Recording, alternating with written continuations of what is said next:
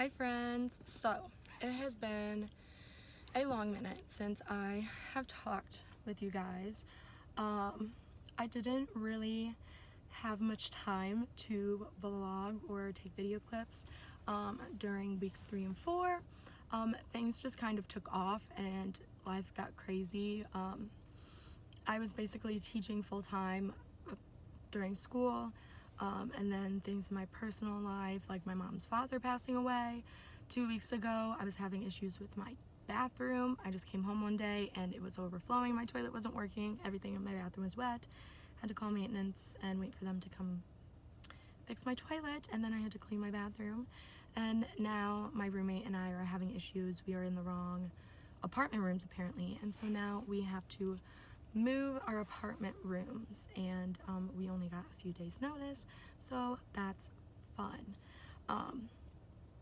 But I guess weeks 3 and 4, it was a little hectic, just kind of getting in the full swing of things, keeping track of all of the lesson plans and activities, since I was basically teaching full-time. I mean, my CT was, she still kind of like made the lesson plans and kind of like she had the resources available for me, but I was kind of taking it and tweaking it to fit my style, and then kind of teaching it in the order that I thought would be best for the students, because during weeks 3 and 4, the Title I representative was pulling students out to test them, and then my CT, while I was teaching, she was pulling students out to do testing for them.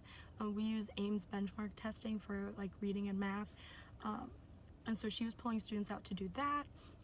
And then we had a couple of students that had to go home because they were ill, and just because of with where the world is at right now with COVID, they had to quarantine. Even if they were sick or whatever, they had to wait so many days if they didn't get tested, or if they got tested they could come back and whatnot. So it's been a little crazy, but I mean, so far it's been fun. I've been loving it. I'm definitely learning how I like my classroom management styles, and noticing when they kind of need brain breaks, or switching from like doing work at our desk and then going to computers, and then kind of doing group discussions and independent work. Just kind of finding a balance for that to kind of help them go through the day, especially on days when they have, because we have a special every day or every morning, but in the afternoon we don't always have specials, or it's right after lunch, and then we have a huge chunk of time just in the afternoon, and so we kind of got to break that up, and so kind of learning with that. So that has been interesting, and then I will update you later on kind of specifically activities that we did, and certain things that we were talking about. So yeah, I will talk to you guys in a little bit. Hi friends, so it has been a long while since I have updated anything. Things just kind of took off once the students came in person. I just was full on in it, and kind of had to reorganize my life a little bit to make things work and to reprioritize and stuff, and then just things kept I feel like things kept happening one after another. Like, it started with my mom's father passing away, and then my toilet malfunctioned and overflowed while I was at school one day, and I had to fix my bathroom. Everything was ruined. Then my roommate and I ended up having to switch bedrooms in our apartment, which was time consuming, and then I just had random health issues, ones that I have been dealing with in the past, and then I had like a weird infection on my eye, and then I ended up getting the first round of the vaccine. I was lucky enough to be a part of that with the school that I'm student teaching with, and which I felt fine the first 2 days, surprisingly, but the third day afterwards, I it just like hit me like wall. My arm was super sore. I was blah. I was just really weak, and I had a headache, and then I ended up having a mental breakdown that day, which it's all good now, but it's bound to happen if you know me at some point. But it was just kind of a reflection point of it's okay to ask for help sometimes. I have a lot on my plate, and just kind of made me refocus and reorganize, because I cannot take care of others, especially my students, if I'm not taking care of myself. And so I have a wonderful personal community that helps take care of me. Shout out to my mom and my wonderful roommate. God bless their souls. My mother helped me clean, and my roommate helped me grade papers. And now I'm caught up with everything. Everything worked out, whatever. But as far as student teaching, surprisingly, student teaching and the actual teaching part and lesson planning and working with my CT and the students and everything, that part is what I'm the least stressed about, honestly. What's the least stressful in my life right now.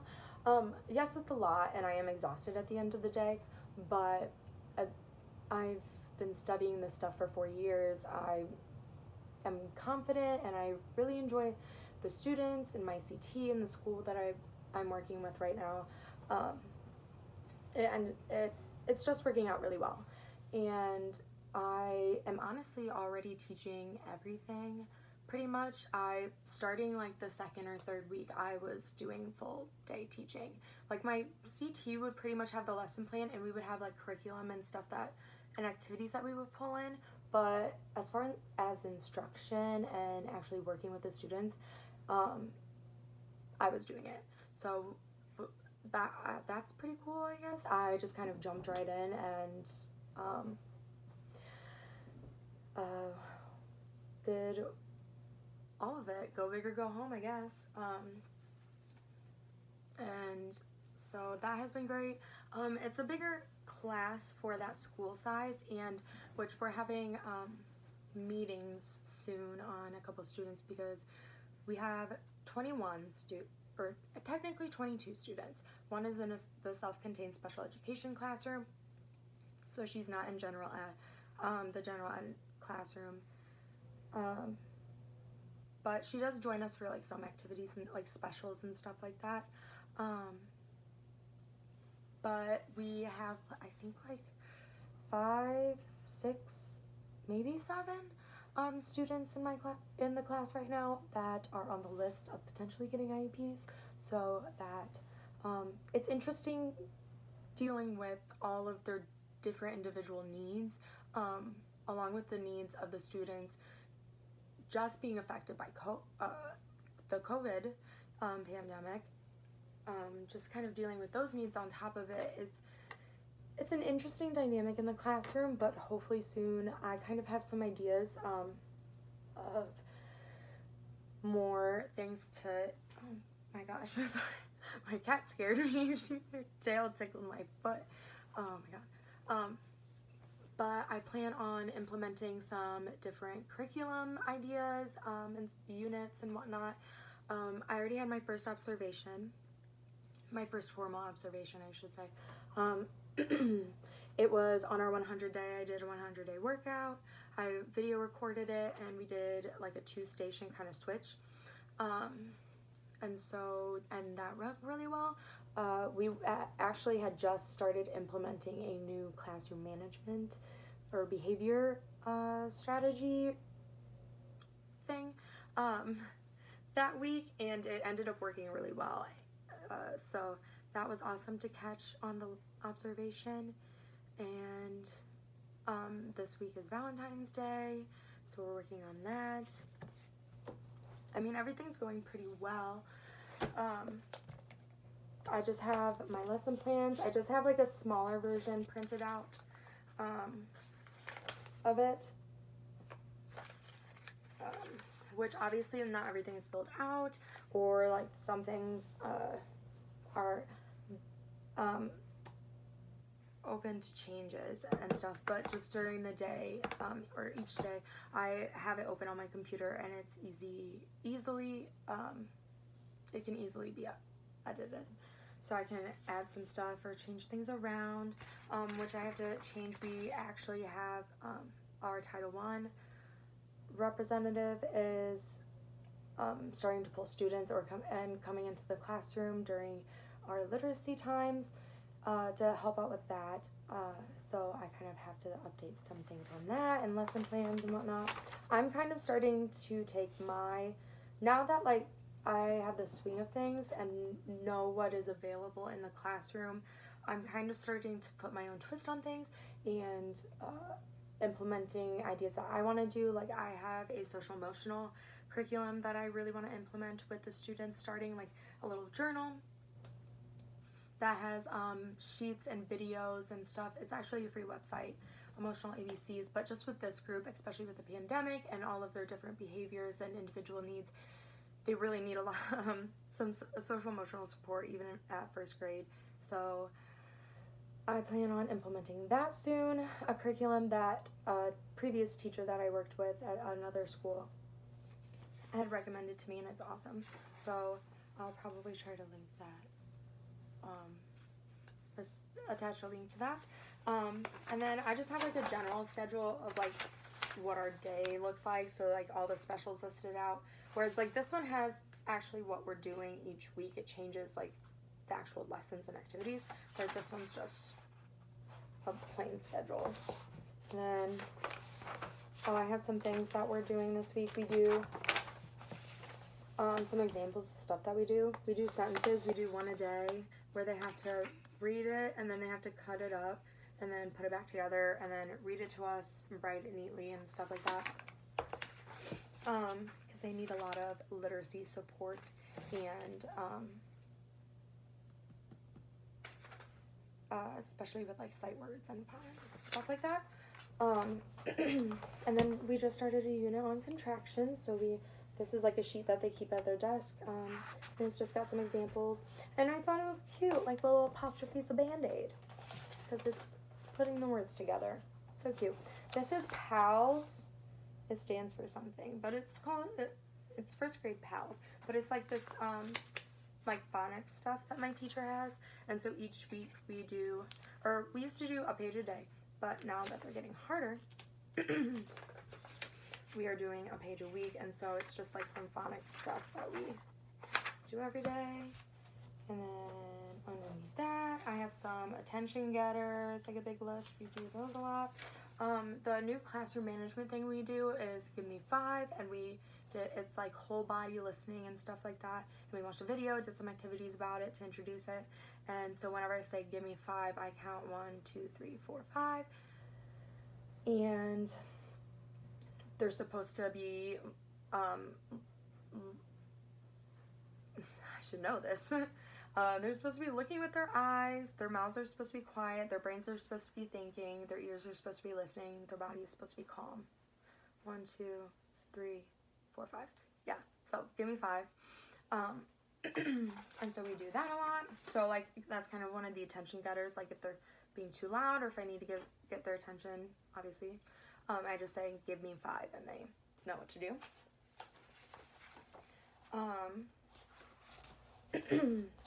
And then I have a checklist because like I said, they need a lot of support with literacy, especially sight words, phonics, and stuff like that. And so I have a little checklist with all of their names on it, and we have like little sight word books that they have to read, and when they come read to us, it has to be perfect, and it has to be fluent and not like choppy, and they not like sounding out each word. And they can come like read it to us in practice, but if they don't get it all right or whatever, they have to go back and practice it by themselves. But if they get it right, we check it off with our initials and our date, and then they can get the next sight word book. And then I have the school calendar for like meetings and stuff. Oh, I forgot I had a menu. And then I just have another class list. If I need to check things off for like quick assessments and whatnot. What else? I mean, we're doing some like Valentine's Day stuff. She has like Valentine's themed things to go with like the contractions. And then what's this? Oh, and so then we have some like sheets like this. Just because of with COVID right now, a lot of this you're seeing a lot of worksheets and stuff. That's just because of with the pandemic going on, our limitations within health codes and all that. So we do a lot of worksheets. We do them all together, or I at least try to make them fun and interactive, like with coloring, or they get to use items, or we do a lot of boom cards and stuff, and large group things, just because that's our situation. And then I have the rest of the sentences that we're chopping up, and then our next language arts and grammar unit is types of sentences. So I have some supporting curriculum stuff for that that I'm looking through. So like I said, student teaching is going really well. I'm loving the students. I love them. They know how to push my buttons sometimes, but that's any class. I'm sure I push their buttons sometimes as well, but so far I'm loving it, and I shall keep you updated on weeks to come. I'll see you guys later. Bye.